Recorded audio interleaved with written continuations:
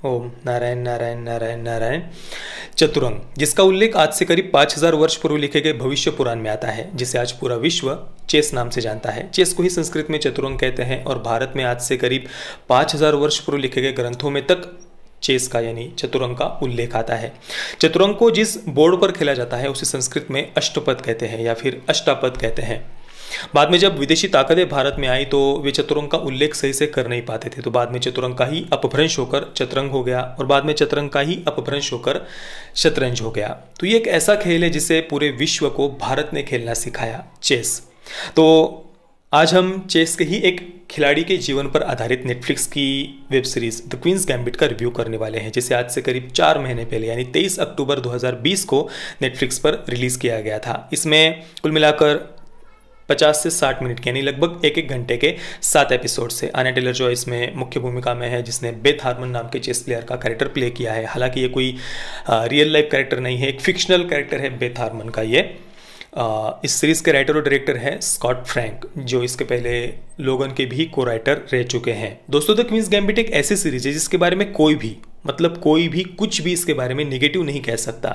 मतलब ये सीरीज हमें कोई बहुत ज़्यादा edge of the seat experience देती है या फिर हम बिल्कुल ही उंगलियां चबाते हुए, नाखून चबाते हुए, सांसें थाम कर हम इस सीरीज को देखते हैं, या फिर ये हमें कोई बहुत ज़्यादा इमोशनल कर देती है, बस हम हमारे आंसू नहीं रोक पाते, या फिर इसमें कोई बहुत सारे ट्विस्ट और टर्न्स है और डायरेक्टर हमें बस सरप्राइज करने के लिए, शॉक करने के लिए डेस्परेटली इसमें ट्विस्ट और टर्न्स डालते जा रहे हैं। ऐसा कुछ भी इस सीरीज में नहीं है। उल्टा एक टिपिकल सी इस सीरीज की कहानी है। मतलब देखिए, किसी भी खिलाड़ी या फिर सेलिब्रिटी के जीवन पर आधारित जब कोई सीरीज या फिल्म बनाई जाती है तो देखिए उनका एक टिपिकल सा पैटर्न होता है। शुरुआत में उनका स्ट्रगल दिखाया जाता है, बाद में उनका प्रसिद्धि की ऊंचाइयों पर जाना, फिर वहां से व्यसनों में गिरना और फिर से वहां से उठकर खड़े होना। लगभग यही टिपिकल सा पैटर्न किसी भी खिलाड़ी या फिर सेलिब्रिटी के जीवन पर आधारित जो फिल्म सीरीज होती है उनका होता है। और द क्वींस गैम्बिट भी इससे अलग नहीं है, एक्सेप्शन नहीं है, अपवाद नहीं है। इसकी भी जो कहानी है उसका पैटर्न बिल्कुल यही है, पर फिर भी ये सीरीज हम पर एक छाप छोड़कर जाने में सफल हो जाती है, क्योंकि इसके जो परफॉर्मेंसेस है, जो डायरेक्शन है, जो आर्ट डायरेक्टर का काम है, जो सेट्स है, लोकेशन है, कॉस्ट्यूम है, मेकअप है, जो प्रोडक्शन वैल्यू है, इस हर एक जगह पर, हर एक जो इस सीरीज का टेक्निकल एस्पेक्ट है, उस हर एक जगह पर ये सीरीज हमें इतना ज़्यादा प्रभावित करती है कि बाद में वो टिपिकल सी कहानी मायने नहीं रखती। और ऊपर से उस टिपिकल सी कहानी को भी इस सीरीज के डायरेक्टर स्कॉट फ्रैंक ने बहुत ही एंटरटेनिंग वे में हमारे सामने रखा है। और दोस्तों, जैसा कि मैंने आपको पहले बताया कि यह सीरीज एक फिक्शनल कैरेक्टर बेथ हारमन के जीवन पर आधारित है, पर मैं सच कहता हूं, इस सीरीज को देखते समय आपको ऐसे लगेगा कि जैसे आप किसी रियल लाइफ कैरेक्टर के जीवन पर आधारित सीरीज देख रहे हैं। क्योंकि इस सीरीज में जो डेट्स है, जो लोकेशंस है, जो खिलाड़ियों के नाम है, या फिर जो अलग अलग शहरों में होने वाले जो टूर्नामेंट्स है, जो मैगजीन्स है, जो पत्रकार वगैरह है, ऐसी छोटी सी छोटी जो डिटेल्स है उन पर भी इतना बारीकी से ध्यान दिया गया है कि सच में इस सीरीज को देखते समय हमें ऐसे लगता है कि हम किसी रियल लाइफ कैरेक्टर के जीवन पर आधारित सीरीज देख रहे हैं। मुझे तो पूरी सीरीज देखते समय ऐसे ही लग रहा था। बाद में जब मैंने इसके बारे में पढ़ा तब पता चला कि भाई ये तो एक फिक्शनल कैरेक्टर के जीवन पर आधारित सीरीज है। अब हम बात करते हैं इस सीरीज की कहानी के बारे में। बेथ हारमन एक अनाथ बच्ची है जो एक्सेप्शनली वेल, असाधारण ऐसी चेस की खिलाड़ी है। सीरीज की शुरुआत में उसका अनाथ आश्रम में जाना, वहां पर जाने के बाद में वो कैसे चेस खेलना सीखती है, उसके बाद में उसकी बुद्धिमत्ता, टैलेंट, उसका सफल होना, फिर सफलता की ऊंचाइयों पर जाने के बाद में उसका व्यसनों में गिरना, और फिर वहाँ से वो कैसे उठ खड़ी होती है, अपनी कमजोरियों को दूर रखते हुए, अपने व्यसनों की जो आदत उसे लगी हुई है उन सब बातों को पीछे छोड़कर वो कैसे दुनिया के नंबर वन चेस प्लेयर, जिसे रशियन दिखाया है सीरीज में, तो ऐसे रशियन प्लेयर को वो कैसे हराती है, दुनिया के नंबर 1 चेस प्लेयर को वो कैसे हराती है, यही इस सीरीज की कहानी है। अब देखिए, एक अमेरिकन प्लेयर के द्वारा रशियन प्लेयर को हराया जाना ये कोई हॉलीवुड की फिल्मों के लिए नई कहानी नहीं है। रॉकी 4 में रॉकी बाल्बोआ के द्वारा ड्रैगो को हराए जाने से लेकर के आप द क्वींस गैम्बिट तक ऐसे कई सारे उदाहरण आपको मिल जाएंगे।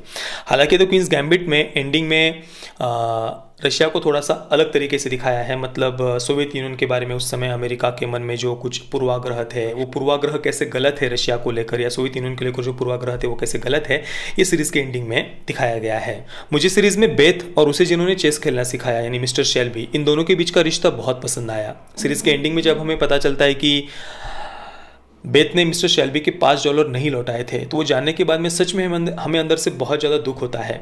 और ये बात हमें पता ही होती है कि भाई ऐसा ज़रूर डायरेक्टर सीरीज़ के एंडिंग में कुछ दिखाने वाले हैं, क्योंकि शुरुआत में जब बेथ उनको लेटर लिखती नहीं कि भाई मुझे $5 चाहिए, मुझे ऐसे ऐसे टूर्नामेंट में जाना है, उस लेटर जब वो लिख रही होती है उसी समय हमें अंदर से लगता है कि भाई बेथ ज़रूर ये $5 लौटाना भूल जाएगी और इसको लेकर एंडिंग में डायरेक्टर ज़रूर कुछ ना कुछ हमें दिखाएंगे। ऐसा शुरुआत में हमें फील होता है और एंडिंग में बिल्कुल वही दिखाया गया है। और जब वो बात हमें पता चलती है ना, तो सच में हमें अंदर से बहुत ज़्यादा दुख होता है, क्योंकि वो मिस्टर शेल्बी थे जिनके कारण से बेथ ने चेस खेलना सीखा। यानी बेथ की सफलता के पीछे सबसे बड़ा हाथ अगर किसी का था तो वो थे मिस्टर शेल्बी। पर बाद में जिससे बेथ उनको भूली जाती है। हालांकि रशिया में जाने के बाद में बेथ वहाँ पर पत्रकारों के सामने मिस्टर शेल्बी का अलग से विशेष रूप से उल्लेख ज़रूर करती है, पर तब तक मिस्टर शेल्बी की मृत्यु हो चुकी होती है। जब वे जीवित थे तब अगर उन्हें वो सम्मान मिलता तो उन्हें कितनी खुशी होती। और यही एक बात हमें सीरीज़ के एंडिंग में थोड़ा सा दुख देती है, हमें इमोशनल करती है। और ख़ास तौर पर जब बेथ खुद वहाँ पर अनाथाश्रम में जाती है और वहाँ जाने के बाद में जब वो देखती है कि मिस्टर शेल्बी ने कैसे उसके सारे वो न्यूज़पेपर के कटिंग्स वगैरह संभाल कर रखे हैं बेथ के, उसे मिलने वाली सफलता के जो भी न्यूज़पेपर कटिंग्स थे वो सब उन्होंने दीवार पर लगा कर रखा था। और ये देखने के बाद में जब बेथ रोती है ना, वो सीन सच में बहुत इमोशनल था। वहीं से उसे प्रेरणा मिलती कि भाई मिस्टर शेल्बी ने मुझ पर इतना विश्वास रखा तो उस विश्वास को मैं तोड़ नहीं सकती हूँ इस प्रकार से व्यसनों में गिरकर। और वहाँ से उसे प्रेरणा मिलती है फिर से रशिया जाने की। तो वो पार्ट सीरीज़ का सच में बहुत बहुत ज़्यादा इमोशनल था। तो दोस्तों इसमें कोई संदेह नहीं कि द क्वींस गैम्बिट एक एक्सट्रीमली वेल मेड सीरीज़ है और मैं बिल्कुल आप सभी को ये सीरीज़ रिकमेंड करूंगा। मैं द क्वींस गैम्बिट को दूंगा 9/10 स्टार्स। पेरेंटल गाइडेंस की बात करें तो सीरीज़ में सेक्स भी है और कुछ थोड़ी बहुत पार्शियल न्यूडिटी भी है, सेमी न्यूड सीन्स वगैरह भी है। हालांकि ज़्यादा नहीं है, एक दो जगह पर ही है, पर हाँ ऐसे कुछ सीन्स है सीरीज़ में जो आप परिवार के साथ में नहीं देख सकते। इसके अलावा ड्रग्स, सुसाइड वगैरह इसका भी सीरीज़ में उल्लेख है। तो परिवार के साथ में तो मैं रिकमेंड नहीं करूँगा इसे देखना। बाकी आपने अगर इस सीरीज़ को देखा है तो आपका एक्सपीरियंस कैसा रहा मुझे आप नीचे कमेंट में ज़रूर बताइए। जय श्री राम, वंदे मातरम।